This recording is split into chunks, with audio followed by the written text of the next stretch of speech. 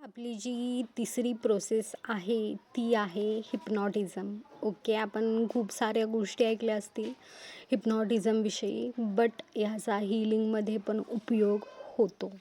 आता कसा होतो ते चला पाहूया. ओके, सो जे प्रॅक्टिशनर आहेत, ज्यांना हिप्नॉटिझम खूप चांगल्या पद्धतीनं जमतं, ते ज्याला हिप्नोटाईज करायचं आहे त्याला हिप्नोटाईज व्यवस्थितरित्या करणं पण खूप गरजेचं आहे.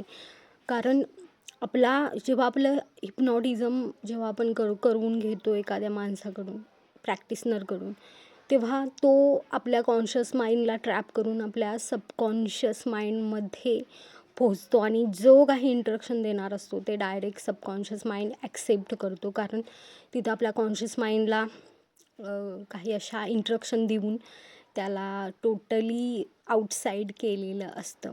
आणि म्हणून ही प्रोसेस खूप खूप खूप इफेक्टिव्ह आहे. कारण डायरेक्ट आपल्या सबकॉन्शियस माइंडमध्ये आपल्याला जे फीड करायचं आहे ते फीड होतं.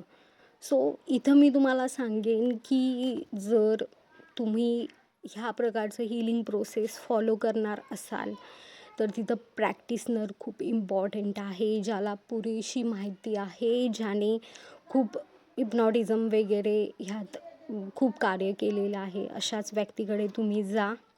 जर तुम्हाला शक्य नसेल तर मी सांगते तुम्हाला काय करायचं. सो एका शांत ठिकाणी बसायचं आणि फक्त श्वासांवर लक्ष केंद्रित करायचं. ब्रेथ येते जाते असं एक 10-15 मिनटं तरी करत राहायचं.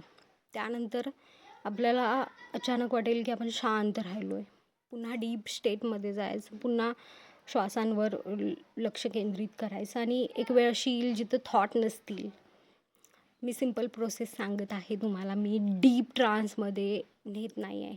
ओके, त्यावेळी ती स्टेज थोडीफार तुमची असते, थोडीफार सबकॉन्शियस माइंड तिथे ॲक्टिव्ह झालेला असतो बिकॉज आपण शांत होतो.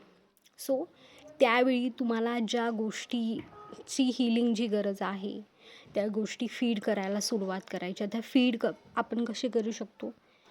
व्हिज्युअलायझेशन करून, ॲफर्मेशन देऊन, पर्टिक्युलर सीन रिपीट करून आपण त्या ठिकाणी ते प्लांटेशन करू शकतो आणि त्यामुळे गोष्टी पण सहजरित्या हील होतात. सो हिप्नॉटिझम हे खूप खूप इम्पॉर्टंट आहे आणि याचा खूप उपयोग होतो. इफेक्टिव्ह प्रोसेस आहे ही पण, लाईक व्हिज्युअलायझेशनसारखंच बट एका डीप ट्रान्समध्ये नेऊन. सो ह्याचा अनुभव घ्या तुम्ही आणि मला नक्की कमेंट्स करून सांगा की तुम्हाला कसं वाटतं आहे. ओके.